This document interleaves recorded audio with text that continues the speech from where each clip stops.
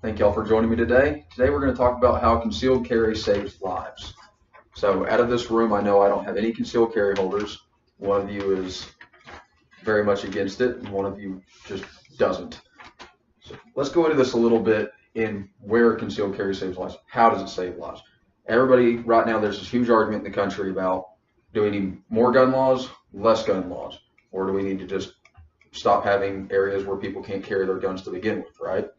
One of the most recent mass shootings everybody knows about, several different schools, let's go with the concert in Vegas. All these areas, what did they have in common? Nobody was allowed to carry their firearms legally, even legal concealed carry firearm permit holders. So first point I want to make to you all is that mass shootings, since 1950, with the exception of one, every mass shooting that's meant 3 or more people have been killed have been committed in an area where guns are not legally allowed.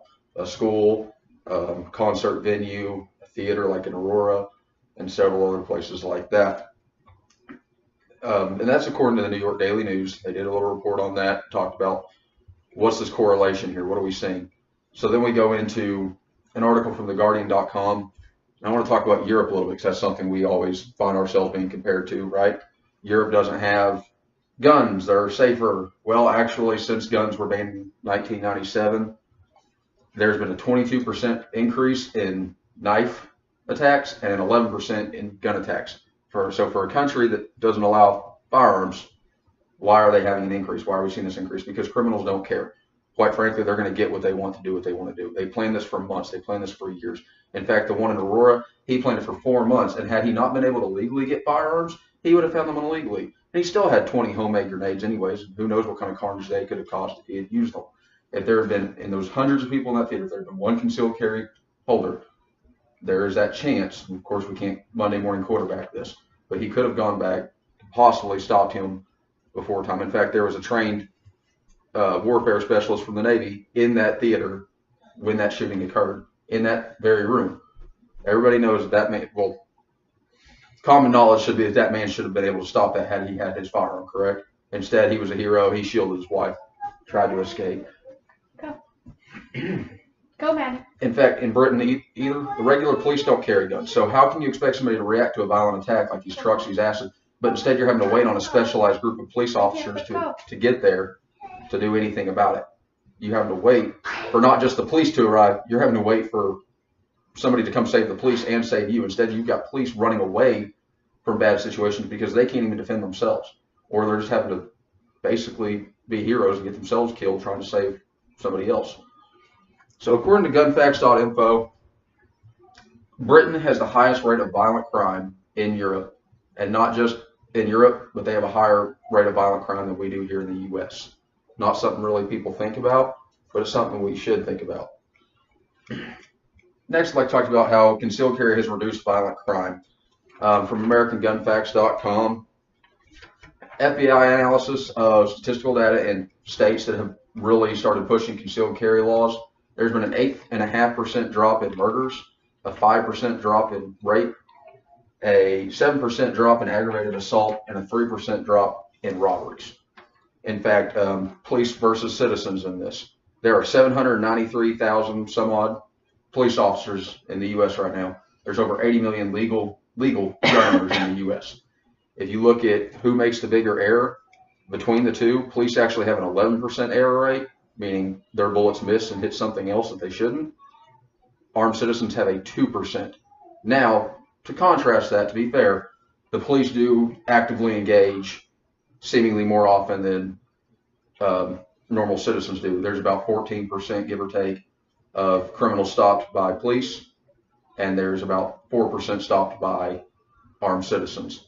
So still lots of room there, but when you talk about the error rate, a lot of citizens that are concealed carry holders take it very seriously. They're legal gunners. In fact, there is not a shooting on record in terms of mass shooting or anything like that where a concealed carry holder has been the one to go out and commit the crime. And a lot of these places that outlaw weapons, they do this because well, everybody's got a gun. What if somebody decides they're mad and they snap? And there's been a few instances where individuals have taken their gun out when they don't need to. There was that incident in Florida very recently where the man He quoted the stand your ground law, and I actually haven't followed it, but in my opinion, as an instructor and as a concealed carry holder, he was completely in the wrong. He was shoved to the ground. He said the man was Monday morning quarterbacking, though, watching the video. It did not look like he needed to pull that gun. There might have been another way to just, finish that out without shooting somebody and killing them. And that, of course, falls on the judgment and how well you train yourself. But it's statistically proven that concealed carry holders are usually well trained and very law-abiding citizens. Lastly, I want to talk about in Kennesaw, Georgia, they made it a law that the head of household must keep one firearm in their household, at least one. When they introduced that, there was an 89% drop in burglaries.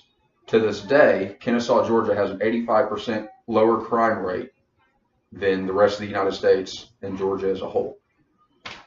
In fact, there's only been 5 murders in Kennesaw, Georgia since, 2003. 4 murders, since 2003. So the last thing I want to go over here, really to kind of end this with you all, is let's go over a really recent shooting happened just in August. Well, schools are a big thing, right? You can hear my child in the background right now. Of course I want to protect her. Schools can't have guns on them for the most part. Well, in Florida, there was a back-to-school event. It was not held at a school itself. It was at a park, and it was called Peace in the City. Somebody opened fire. There were 100 people there, dozens of children. Within the first 12 shots, a concealed carry holder shot back and fatally wounded that criminal. No serious injuries other than the criminal himself. It's just something to think about in terms of what can happen, what does happen, where we're at as a community in the country when we talk about taking away guns or adding more, or what we should do. And we need to find that balance. But it's statistically proven that concealed carry and legal gun owners, legal law-abiding gun owners, are out there saving lives. Women as a whole are, reducing their chances of being sexually assaulted. That's statistically proven. In fact, 3 out of 5 felons that were polled said they won't mess with somebody if they know they have a gun. If they think they have a gun, they won't mess with them. They will not make that a target. Because criminals don't want a hard target. They don't want somebody that's going to shoot back. They want somebody they can take out and keep going. But if they have to go up against somebody that's going to fire back, they're less likely to. Why? Because then they have a far greater chance of not being able to get the damage they want done. With that, I'd like to thank y'all for joining me, and I hope you will consider getting a concealed carry permit in your future. Thank you.